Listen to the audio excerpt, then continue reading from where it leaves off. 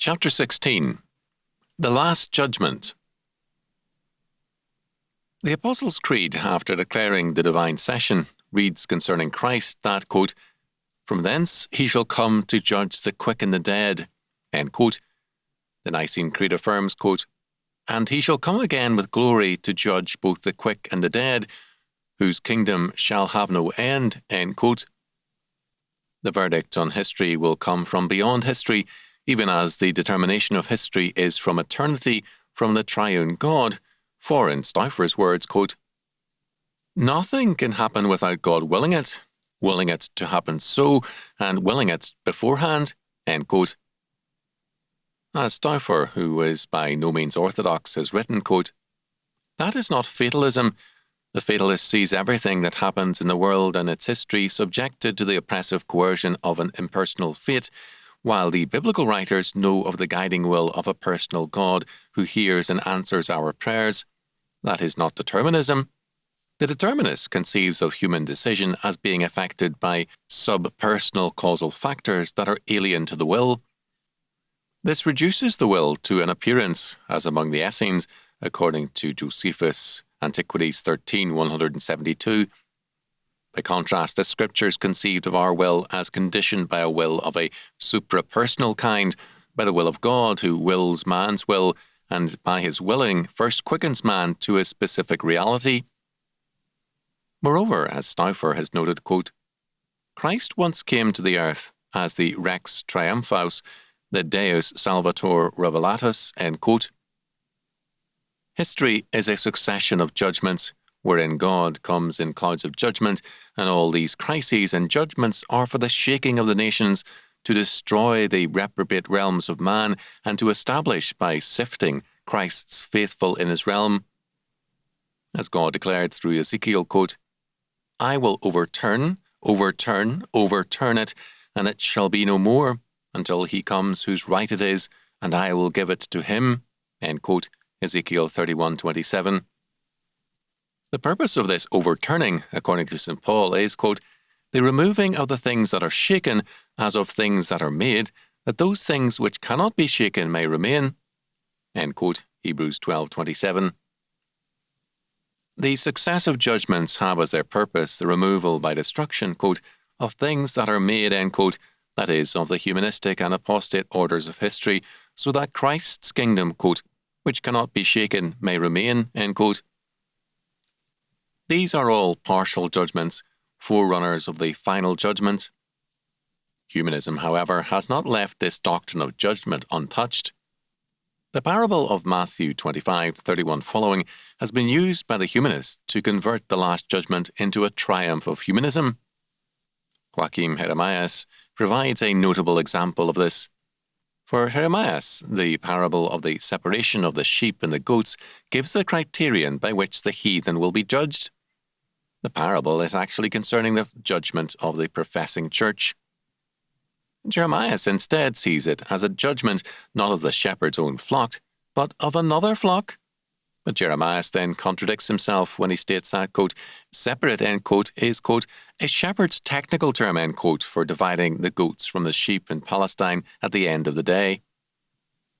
In other words, it is the shepherd's flock, Christ's church, which is being judged, but Jeremias still sees it as a judgment of the heathen.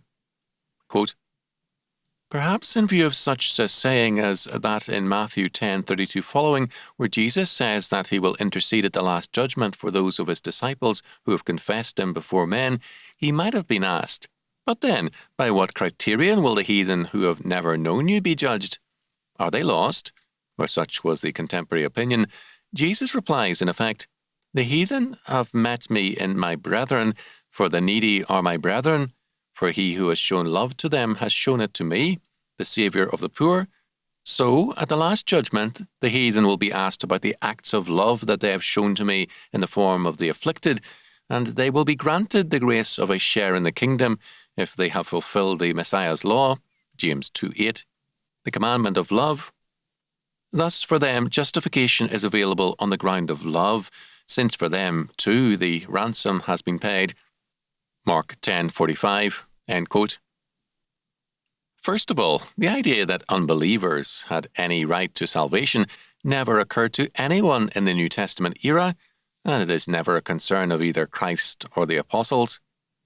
Second, Jeremiah makes a totally humanistic concern the ground of salvation. Not Christ, but man is the test. Faith is manward, not Godward. Third, justification is given a non-Christian ground, humanistic love, rather than God's grace. Thus, not only is man the object of faith and religious concern, he is also the source of grace and salvation. Fourth, as has been noted, Jeremiah chooses to disregard the fact that the shepherd is judging and dividing his own flock, the church, not the heathen outside. It is the separation of the unbelievers in the church from the church, and the ground of it is the shepherd himself. Fifth, this parable is part of a discourse on the judgment of the church, of true Christians as against nominal ones. Matthew 24:42-51 concludes the declaration concerning the fall of Jerusalem and then the end of times, both instances of judgment, by warning the church to be prepared for judgment by means of true faith and obedience. Three parables then illustrate the distinction between true believers and nominal church members. First, the parable of the wise and foolish virgins. Second, the parable of the talents, that is, profitable versus unprofitable servants. Third, the separation of the sheep and the goats, Matthew 25. In this last parable, Matthew 25:31 following, a profession of faith by both sheep and goats is presupposed. Both are followers of the shepherd. Both alike profess to be of his flock. The question is one of division in terms of the reality of their professed faith. True faith is saving faith. Even a cup of cold water in his name then has its reward, Mark 9:41. The witness to faith required by the shepherd is confessional. Confessional in that it manifests faith and confesses it under stress. This confession has a double aspect. First, the fruits manifest the tree and works confess the faith. Second, the church has been warned that persecution would be its portion, Matthew 5:10-12, Luke 6:22-23, 1 Peter 4:13 and 14, 2 Corinthians 4:17, 2 Timothy 2:12, etc., but that the Lord would be with them in their trials, Matthew 10:19 and 20.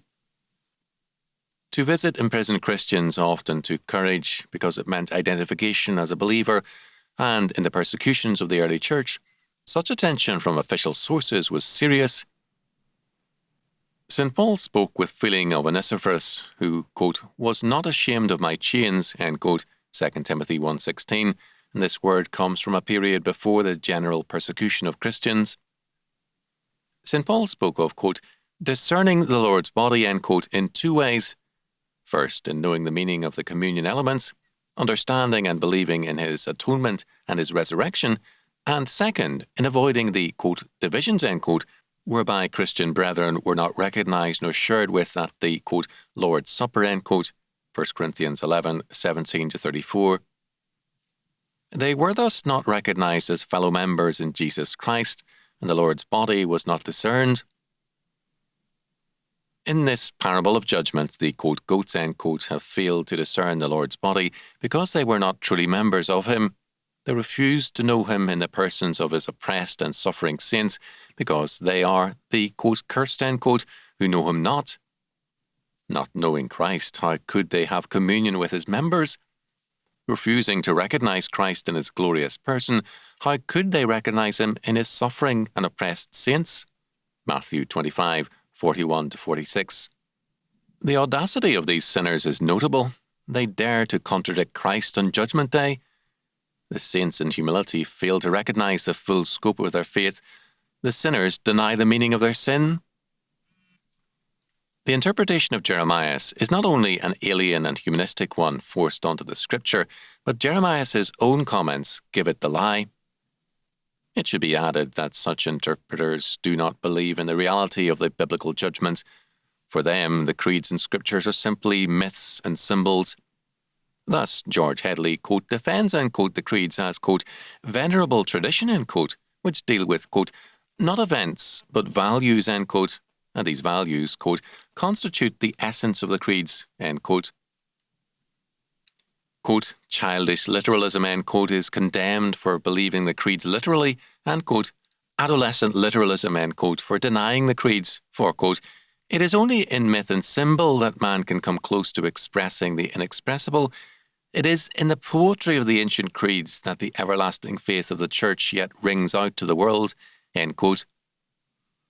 But it would be a serious mistake to say that these humanists do not believe in the judgment, nor in a heaven and hell. They do believe in very literally, but not in the biblical judgment, heaven and hell, because they are established by God as inescapable aspects of man's history. Judgment, heaven and hell are inescapable categories of thought. If a man denies the biblical version, it is only to create a humanistic version. In a very important passage, Karl Marx said in part, quote, for a popular revolution and the emancipation of a particular class of civil society to coincide for one class to represent the whole of society, another class must concentrate in itself all the evils of society. A particular class must embody and represent a general obstacle and limitation. A particular social sphere must be regarded as the notorious crime of the whole society, so that emancipation from this sphere appears as a general emancipation. For one class to be the liberating class par excellence, it is necessary that another class should be openly the oppressing class, end quote. For Marx, it was necessary first for one class to identify itself as, quote, the liberating class, end quote, as man's saviour. Second, to do this, quote, it is necessary, end quote, to identify another class as, quote, the oppressing class, end quote, as the devil. Third, Marx felt it necessary, as his many writings reveal, that revolution, culminating in judgments, be demanded against this demonic, oppressing class. The world revolution would culminate in the last judgment. Fourth, there would be a hell for the oppressors, and the Soviet Union has its slave labour camps, and a heaven, the communist utopia or paradise on earth for the faithful.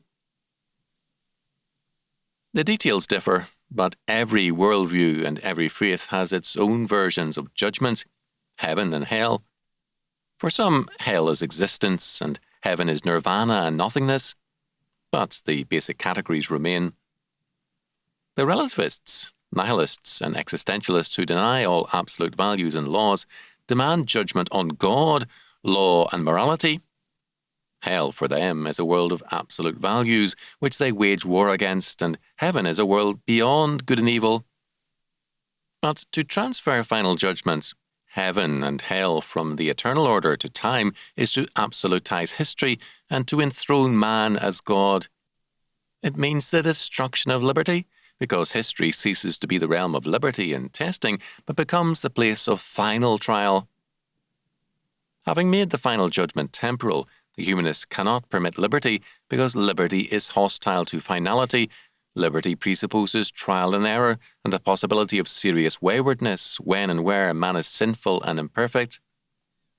History cannot tolerate both trial and error and insist on finality and the end of trial and error. The humanistic utopias are all prisons, because they insist on a finality which man does not possess. Accordingly, the socialist utopias demand the, quote, re-education, end quote, of man in the post-revolutionary world in the era beyond the judgments. The, quote, new era, end quote, is the new heaven on earth. How can perverse man dwell therein without being broken by, quote, revolutionary justice, end quote, that is a continuation or extension of the last judgment? The result is perpetual tyranny, as a moral man and dissenting gaudy man are forced into the straitjacket of the socialist heaven. Development is thus denied to both man and history. Epistemological self-consciousness brings the parallel development of the wheat and the tares, of saints and sinners, and God does not permit finality to invade history until the end of history. Matthew 13:30. The humanist, however, believes so passionately in a final judgment that he insists on bringing it into history before history can develop its implications. Dewey demanded the, quote, great community, end quote, the Fabians, their, quote, Great Society, end quote, and every other version and sect of humanists has its apocalypse and last judgment. The humanists fail to introduce heaven, but they successfully establish hell on earth. But history refuses to terminate on man's orders because it runs on God's time and not in terms of man's myths. As a result, the final orders which men build have an inevitable habit of decay, and the order which claims to be final ensures its own destruction as the movement of history crushes it underfoot in its unrelenting march to epistemological self-consciousness. Man's, quote, final, end quote, orders come in with pride and go out in shame and destruction. But Jesus Christ, quote, shall come again with glory and to judge both the quick and the dead, whose kingdom shall have no end, end quote.